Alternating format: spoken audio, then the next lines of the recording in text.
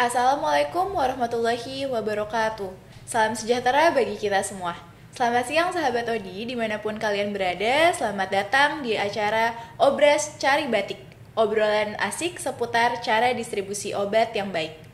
Dalam upaya meningkatkan kualitas layanan publik dan juga kepuasan pelaku usaha di unit kerja pengawasan distribusi dan pelayanan obat, narkotika, psikotropika, dan prekursor, tim Agent of Change selalu mendorong pegawai untuk memberikan pelayanan yang berkualitas, kredibel, dan juga responsif, salah satunya dengan program ini.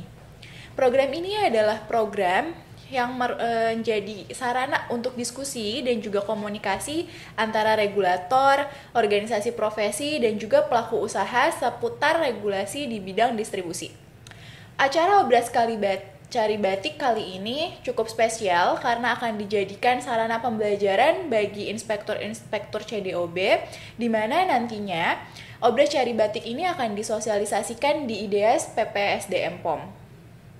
Pada kesempatan kali ini, kita akan bersama-sama mengulas mengenai perspektif pengelolaan obat di fasilitas pelayanan kefarmasian dalam rangka mendukung penerapan cara distribusi obat yang baik. Diskusi kita kali ini akan dikemas dalam bincang-bincang santai siang hari dengan narasumber yang kece, yaitu Apoteker Teresia. Selamat siang Mbak Tere. Siang Mbak Safira. Boleh nih Mbak, perkenalan dulu. Jadi halo sahabat Odi, perkenalkan nama saya Teresia Ratna.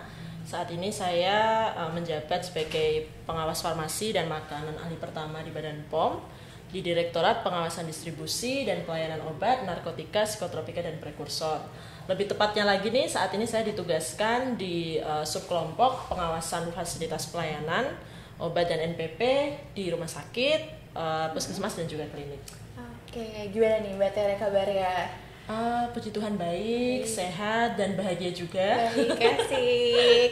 Oke, Mbak Tere dan sahabat Odi semua, seperti yang kita tahu kalau misalnya Badan POM melakukan pengawasan yang cukup komprehensif terhadap obat dan makanan yang beredar di Indonesia, di antaranya yaitu pengawasan pre-market dan juga post-market, di mana industri farmasi ketika akan memproduksi obatnya harus menjalankan yang namanya CPOB, cara produksi obat yang baik. Sedangkan untuk sarana distribusi, ketika akan mendistribusikan obatnya, maka harus menerapkan CDOB, cara distribusi obat yang baik.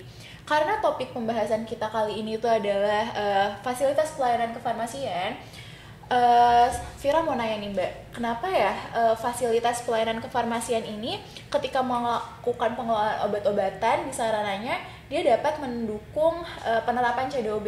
Dan apa sih dasar hukum yang mengatur pengelolaan obat di sarana pelayanan kefarmasian? Jadi seperti ini Mbak Vira, mungkin kita mengulas sedikit terkait judulnya berarti ya. Jadi dalam pengawasan Badan POM ini kan dilakukan secara full spektrum, yaitu mulai dari pengawasan pre-market di sarana produksi, yaitu ke industri farmasi, kemudian ke sarana distribusi, bisa PBF atau IFP, dan juga sarana pelayanan farmasian. Ada apotek, rumah sakit, puskesmas, klinik, dan toko obat. Nah, kalau saya analogikan, ini obat itu perjalanannya panjang untuk sampai kepada pasien atau masyarakat.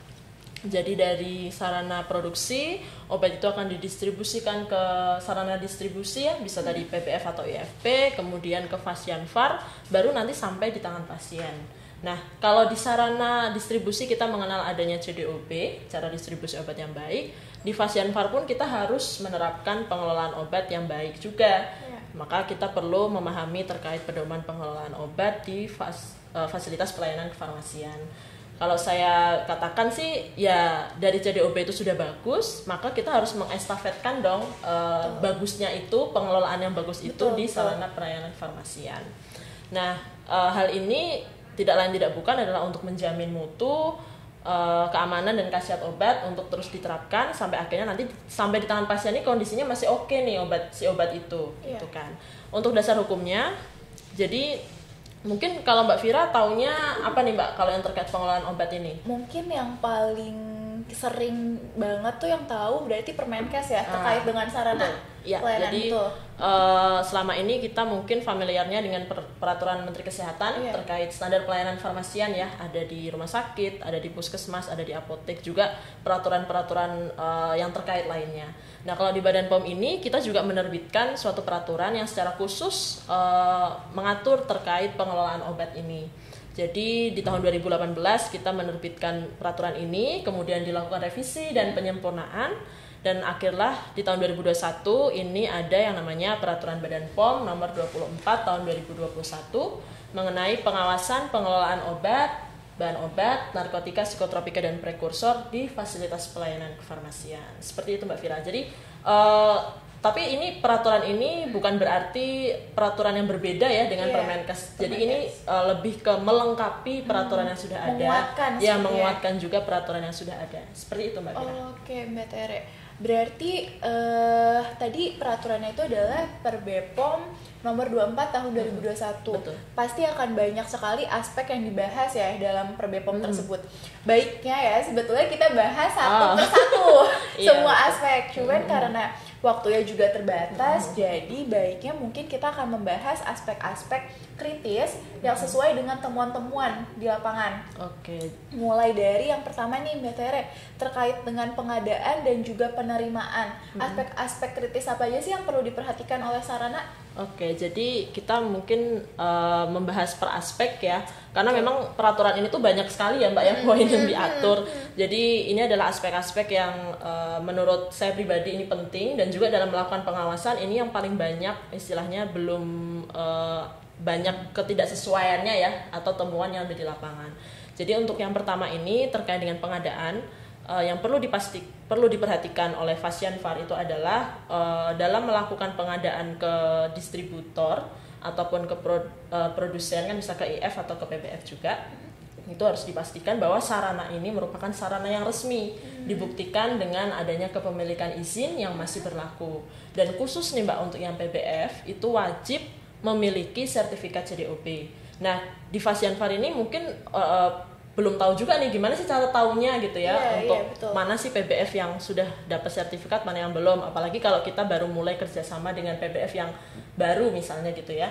Jadi kita bisa melakukan pengecekan mandiri nih teman-teman di Fasianfar melalui aplikasi sertifikasi cdob.pom.go.id. Di situ kita bisa melihat mana saja PBF yang sudah memiliki sertifikat CDOB, karena menurut peraturan yang terbaru nih terkait dengan perizinan berusaha berisiko, bahwa sertifikat CDOB ini hukumnya wajib sebagai izin operasional suatu PBF. Nah, kemudian terkait dengan pengadaan obat, ketika kita sudah memastikan nih bahwa sumber pengadaannya atau pemasoknya ini resmi, berizin, dan dapat dipertanggungjawabkan ya terkait izin-izinnya, maka pengadaan ini akan harus dilakukan oleh penanggung jawab Fasianfar, bisa apoteker penanggung jawab maupun TTK penanggung jawab apabila itu ada di toko obat. Nah, dalam melakukan pengadaan obat itu wajib menggunakan surat pesanan, baik manual maupun elektronik, bebas ya. Kami di peraturan juga sudah diakomodir, yang penting sesuai dengan ketentuan yang berlaku. Nah, khusus untuk produk narkotika, psikotropika, prekursor, dan OOT, surat pesanannya berformat khusus, sehingga perlu dicek kembali ya di regulasi seperti apa format yang ditetapkan, seperti itu. Nah, kemudian ini sudah pengadaan sudah beres nih ya, baru satu pengadaan. Kemudian kita terkait penerimaan. Jadi ketika produk itu sudah dipesan, otomatis kita sebagai di Fasianfar ini menunggu mereka datang. Ketika mereka datang, kita masuk ke aspek penerimaan. Jadi di penerimaan ini pihak Fasianfar itu wajib melakukan pengecekan produknya, baik identitas, kondisi produk harus sesuai dengan yang dipesan, serta sesuai dengan dokumen yang dibawa oleh si distributor ini atau pemasok ini gitu. Jadi kalau saya pikir sih kayaknya cuman penerimaan, tapi kita harus mengecek banyak hal, karena ini adalah istilahnya gate awal kita. Betul. Supaya memastikan bahwa produk yang kita terima ini kondisinya masih oke, sehingga kita nanti tinggal melanjutkan istilahnya pengelolaan yang lain-lainnya. Nah, contohnya ya yang terkait dengan pengecekan identitas gitu ya, kan kita pesan sesuatu obat, kita harus mengecek dong obat yang datang ini sesuai tidak, baik dari nama obatnya, kemudian bentuk sediaannya, lalu kekuatannya, serta nomor batch dan juga tanggal kadaluarsanya. Lalu terkait dengan kondisinya obat ini seperti apa, kita bisa melihat dari kemasan, kemudian dari segel mungkin ya, jangan sampai itu sudah obat yang sudah terbuka, kemudian juga dari label dan penandaan apakah kondisinya masih oke. Perlu diperhatikan juga untuk produk-produk yang merupakan jenis produk rantai dingin atau CCP, kita harus memastikan suhunya ketika sampai ke kita ini suhunya apakah masih sesuai dengan ketentuan atau tidak. Dan untuk produk vaksin kita harus melihat dari label VVM-nya ya, apakah kondisinya masih oke atau tidak. Nah, dari dua kegiatan awal ini outputnya merupakan dokumen pengadaan, yaitu faktur dan juga kopi faktur, surat pesanan atau surat penerimaan barang. Dan ini wajib untuk dilakukan dokumentasi atau penyimpanan arsip ya, pengarsipan oleh pihak fasilitas pelayanan kefarmasian. Seperti itu, Mbak. Okay. Dari 2 poin itu saja sudah cukup komprehensif ya, Mbak. Ada beberapa poin-poin kritis yang memang sangat harus diperhatikan oleh pasien Fareh dalam melakukan pengadaan barangnya. Kemudian selanjutnya itu adalah aspek penyimpanan ya, Mbak. Betul ya, penyimpanan. Betul. Seperti yang kita tahu kalau misalnya obat itu harus disimpan pada suhu atau pada kondisi penyimpanan yang sesuai dengan peraturan perundang-undangan atau dengan peraturan yang dikeluarkan oleh industri farmasi tersebut agar menjaga mutu dan juga kualitas dari produknya. Nah, apa aja sih Mbak yang harus sarana perhatikan nih ketika mereka mau menyimpan obat ya? Apakah itu dikelompokkan berdasarkan komoditinya atau seperti apa? Oke Mbak, jadi kalau terkait aspek penyimpanan ini di peraturan Badan POM itu sangat banyak poin yang harus diperhatikan. Tapi di sini saya coba rangkum menjadi 6 poin besar gitu ya, mungkin untuk memudahkan kita juga untuk mengingat poin-poin mana yang kritikal. Yang pertama, poin pertama adalah obat itu wajib disimpan pada kondisi yang dipersyaratkan oleh industri farmasi. Dalam hal ini salah satu yang perlu diperhatikan adalah kondisi suhu penyimpanannya, ruangannya seperti apa. Apakah obat ini harus disimpan di suhu ruang, bisa disimpan di suhu ruang, atau harus di suhu kurang dari 25 atau bahkan 15, atau merupakan produk rantai dingin yang harus disimpan di chiller ya, chiller atau mungkin ada yang di freezer juga. Nah, masih banyak temuan di lapangan nih Mbak, ternyata mereka ini belum aware nih bahwa ada produk-produk yang seharusnya disimpan di suhu sekian tapi disimpannya di suhu sekian gitu. Padahal suhu yang tidak sesuai ini kan sangat berpengaruh terhadap mutu ya Mbak ya. Itu yang pertama. Kemudian yang kedua adalah kita harus memastikan bahwa alat penyimpanan dalam artian ini adalah alat ukur suhunya, pemantau suhu maupun misalnya chiller atau freezer itu harus terkualifikasi atau terkalibrasi.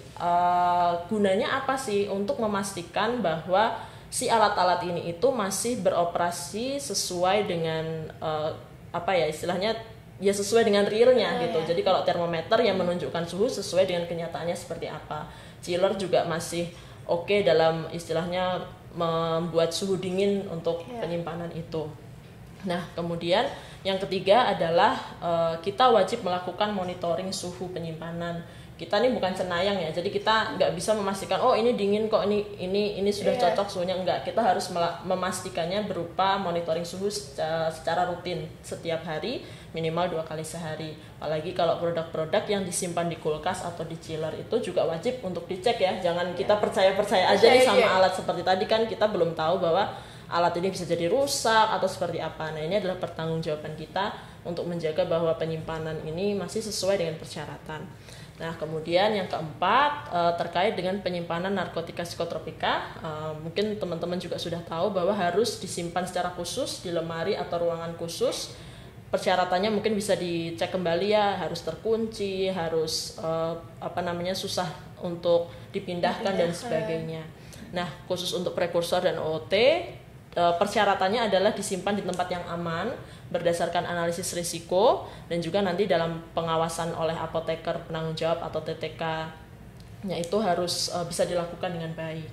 Nah, itu yang keempat. Kemudian yang kelima itu dalam melakukan penyimpanan obat kita wajib melakukan pencatatan stok. Jadi kita harus tahu nih istilahnya monitoring stok masuk keluar obat yang ada di Fasianfar kita itu seperti apa. Itu bisa menggunakan kartu stok manual maupun elektronik.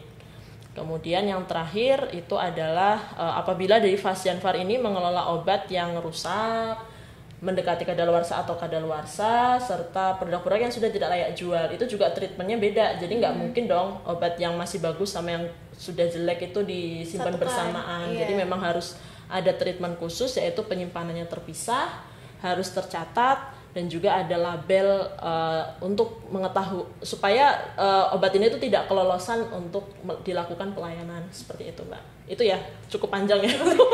Iya. Berarti tadi ada 6 poin kritis ya poin terkait kritis dengan penyimpanan.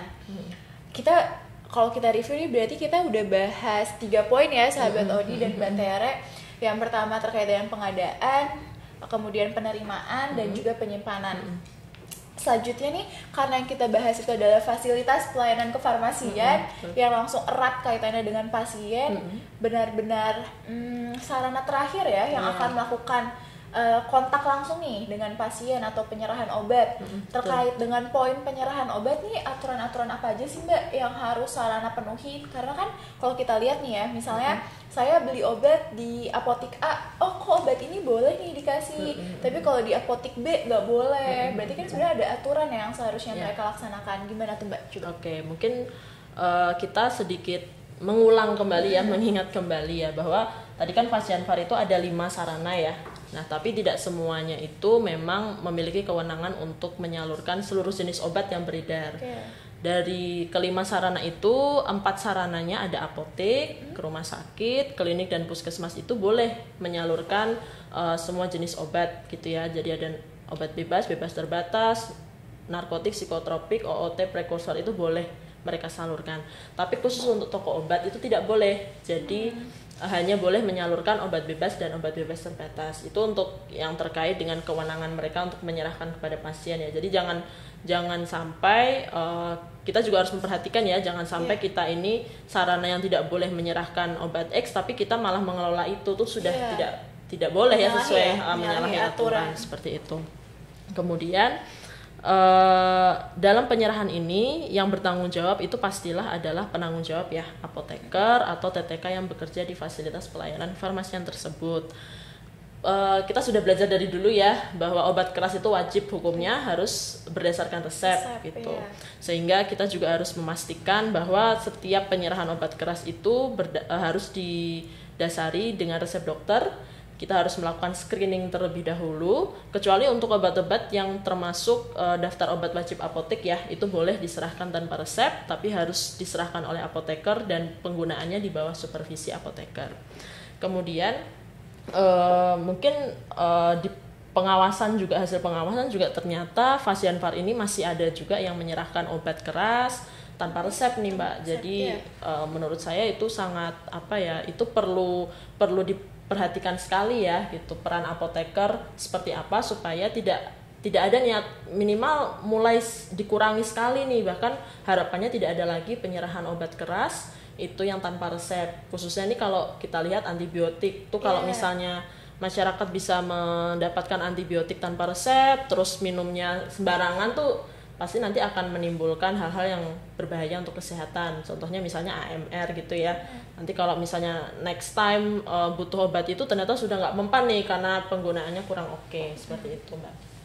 Kemudian kalau untuk obat prekursor itu kan golongannya bisa jadi dia obat bebas terbatas ya Mbak ya. Nah itu karena prekursor ini adalah obat yang berisiko untuk disalahgunakan, maka apoteker itu juga harus melakukan monitoring penyerahannya. Jadi ketika ada pasien yang membeli obat tersebut, ya coba kita assessment gitu kebutuhannya seperti apa dan kita berikanlah sesuai dengan kebutuhan atau sewajarnya saja, seperti itu. Nah, dalam melakukan kegiatan penyerahan ini wajib terdokumentasi ya. Contohnya kalau misalnya resep, ya resepnya diarsipkan sesuai dengan ketentuan yang berlaku. Kalau memang itu adalah obat bebas terbatas yang tidak ada resep, ya dicatat di kartu stok pengeluarannya berapa. Seperti itu sih Mbak. Untuk yang penyerahan kurang lebih itu adalah hal-hal yang harus diperhatikan. Seperti itu. Oke, baik. Sepertinya sahabat Odi dan juga saya sudah lebih paham ya Mbak terkait dengan Perda POM nomor 24 tahun 2021 tentang pengelolaan obat di fasilitas pelayanan kefarmasian. Selanjutnya kan kalau nggak salah ada 3 ya, berarti 3 poin terakhir ya. Terkait dengan pengembalian, pemusnahan dan juga penarikan. Seperti apa tuh Mbak poin-poin kritis yang harus diperhatikan dari 3 aspek itu? Oke. Oh iya Mbak, sebelum kita ke 3 poin itu, mungkin tadi ada 1 poin lagi yang penting terkait penyerahan. Saya baru ingat nih, ya, mungkin sebelum lupa. Jadi dalam penyerahan itu, memang sih di regulasi itu Fasianfar itu kan wajib istilahnya berwenang untuk menyerahkan ke pasien. Tapi sebenarnya mereka itu boleh loh nyerahin ke Fasianfar lain. Tapi hanya apotik ya. Kalau di regulasi itu yang boleh menyerahkan ke Fasianfar lain itu hanya apotik. Jadi apotek itu boleh menyerahkan ke apotek lain, ke ke rumah sakit, puskesmas, klinik, bahkan ke dokter praktek maupun ke bidan praktek mandiri. Nah, namun yang harus diperhatikan adalah bahwa penyerahan ke Fasianfar lain itu dalam kasus khusus ya, kondisi khusus. Jadi kondisi ketika adanya kelangkaan stok di distributor atau memang adanya stoknya lagi habis di fasilitas itu. Dan dalam melakukan penyerahannya itu harus berdasarkan surat permintaan khusus yang dibuat oleh Fasianfarnya. Seperti itu. Nah, kalau misalnya untuk yang dokter sama bidan praktek itu ada peraturan yang mengatur juga. Nanti mungkin bisa dicek kembali ya teman-teman ya. Ada kalau yang dokter itu kalau nggak salah Kepmenkes nomor berapa ya, saya lupa juga. Pokoknya terkait dengan Kepmenkes terkait dengan penyelenggaraan praktek dokter mandiri. Kemudian kalau untuk yang bidan tuh juga dari Permenkes juga ada, mungkin dicek terkait izin penyelenggaraan bidan atau praktek bidan itu juga ada. Kenapa harus kita cek peraturan itu? Karena di situ sudah ditetapkan dokter dan bidan itu bisa mengelola obat apa saja. Jadi nggak bisa semua obat, Mbak. Jadi untuk yang dokter itu hanya bisa obat-obat tertentu. Kemudian untuk yang bidan itu kalau nggak salah obat-obat yang terkait dengan persalinan gitu-gitu. Ya, jadi mungkin nanti bisa dicek kembali. Bisa dicek ya, sahabat Odi. Betul. Seperti itu. Nah, kembali lagi ke yang tadi apa? Pengembalian ya. Oke, tiga aspek terakhir nih. Jadi ada pengembalian, pemusnahan dan juga pelaporan. Pelaporan. Jadi untuk yang pemusnahan gitu ya, pengembalian dulu gitu. Jadi untuk pengembalian pasti di Fasianfar itu pernah mengelola obat yang mungkin sudah rusak atau mungkin sudah kadaluarsa. Kayaknya banyaknya sih sudah kadaluarsa, dan juga mungkin obat-obat yang bentuknya tuh stok mati, jadi nggak laku-laku nih mungkin bisa jadi ya gitu kan. Nah, itu kita bisa melakukan pengembalian ke distributor. Jadi untuk mengurangi kerugian mungkin atau seperti apa, kita bisa melakukan pengembalian ke distributor. Nah, yang harus diperhatikan adalah sebelum kita melakukan pengembalian itu, kita harus ya tadi penanganan produknya itu harus benar. Jadi harus dipisahkan obat yang mau dikembalikan itu.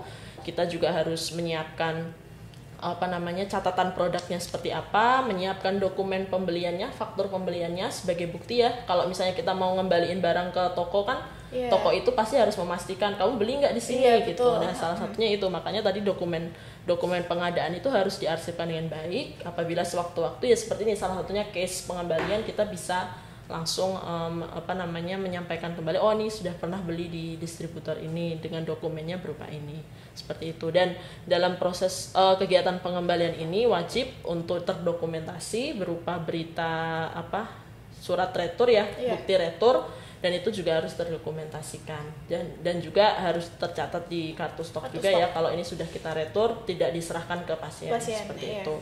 Kemudian yang terkait dengan pemusnahan itu bisa dilakukan mandiri atau mungkin bisa ada yang melakukan kerjasama dengan pihak ketiga, misalnya kalau di rumah sakit atau seperti apa tuh mungkin bisa. Kalau yang mandiri untuk obat-obat reguler ya, obat-obat selain NPP itu bisa dilakukan pemusnahan mandiri, disaksikan oleh apoteker beserta pegawai yang lain, TTK dan pegawai yang lain, lalu dibuatkan berita acara. Kemudian kalau untuk khusus narkotika psikotropika prekursor itu wajib mengundang saksi dari Dinkes atau dari petugas Balai POM ya, Balai atau Badan POM. Kemudian sama juga harus dibuatkan berita acara. Dan kalau misalnya kerjasama ke pihak ketiga juga ya dokumen kerjasamanya itu harus ada, juga nanti dibuatkan berita acara sesuai dengan ketentuan yang berlaku seperti itu. Nanti untuk step-step pemusnahannya juga mungkin nanti bisa dicek di peraturan yang sudah ada, bagaimana kalau kita memusnahkan mandiri tablet, lalu sirup itu seperti apa tuh pasti sudah familiar harusnya. Iya. Oke, dan yang terakhir itu adalah terkait pelaporan dan pencatatan. Kalau di Fasianfar ini sepertinya pelaporan yang wajib ya atau rutin dilakukan tuh pelaporan SIPNAP ya Mbak ya, iya, betul. Untuk narkotik dan psikotropik, betul. Ya, kalau saya pikir sih kenapa pelaporan dan pencatatan itu dua hal yang menurut saya sangat berkaitan ya. Karena ya yang kamu mau laporin itu apa, itu adalah datanya berasal dari pencatatan atau monitoring stok yang kamu lakukan, seperti itu. Jadi harapannya adalah kedua aspek itu dilakukan dengan benar ya, baik dari pencatatan maupun pelaporannya juga dilakukan dengan rutin seperti itu. Itu adalah 3 poin terakhir mungkin ya yang diatur di dalam peraturan Badan POM 24 tahun 2021 seperti itu. Terima kasih Mbak Tera atas penjelasannya. Sepertinya udah semua ya Mbak, berarti semua aspek sudah dibahas pada POM ini. Selanjutnya nih, kalau kita ingat ya, dalam waktu dekat ini beberapa bulan ke belakang ada kasus terkait dengan isu sirup yang beredar di Indonesia yang tercemar EGDEG. Kemudian kan Badan POM sendiri telah merilis beberapa informasi-informasi untuk masyarakat, mulai dari produk yang memang aman atau mulai dari produk yang harus ditarik nih dari peredaran. Pasti di sini mungkin teman-teman di luar sana atau sahabat Odi di luar sana ada beberapa nih yang bingung sebenarnya ketika memang Badan POM mengeluarkan peraturan seperti itu untuk menarik semua item obatnya, apa sih yang harus dilakukan? Misalnya ternyata kita sudah mengumpulkan item tersebut secara terpisah, lalu kemudian selanjutnya harus seperti apa? Mungkin Mbak Tere bisa sharing-sharing dengan teman-teman.